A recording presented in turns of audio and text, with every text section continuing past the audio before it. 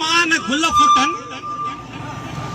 ज़मीन मान गुल फुटन त खार था उबा थियन ऐं थूअरनि जो खीर पी त माण्हू ज़हर थियो पवन उजाड़ थियूं कसियूं कंदियूं त रेज रत सां कजनि हुजूम जे अॻियां हलनि न कंहिंजूं हुजतूं बग़ावतूं बग़ावतूं गिटी गिटी बग़ावतूं।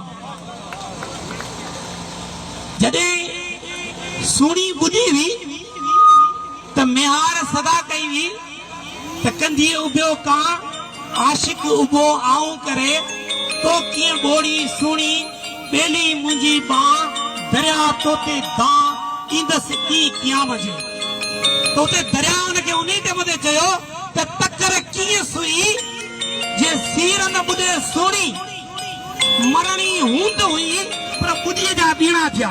इहो असांजो शींहं दरिया जेको जॾहिं ॿोड़े बि थो न त वापसि बीणा करे ॾे थो। असांखे हिन दरिया में ॿुधण बि क़बूल आहे पर हिन दरिया जो सुकणु क़बूल न आहे। ऐं जॾहिं उहो दरिया अॼु सुकी वियो आहे त हिन सॼी सिंध ॾांहुं निहारे पियो त कल्ह जॾहिं मूं हिकिड़ी सुहिणी ॿोड़ी थिए त मुंहिंजे लाइ दांह ते थिया। अॼु जॾहिं आउं पाण सुको आहियां त पोइ मुंहिंजी दांह केरु थो रखे।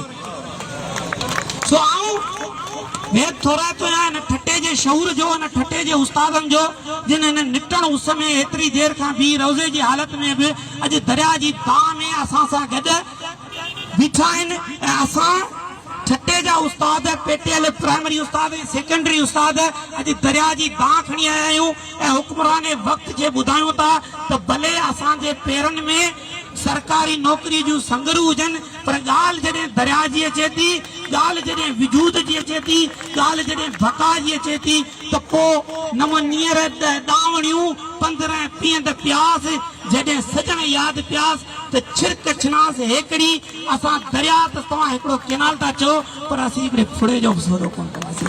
ऐं हे ठटे जा उस्ताद पिया चवनि। वॾी महिरबानी तव्हां सभिनी जी।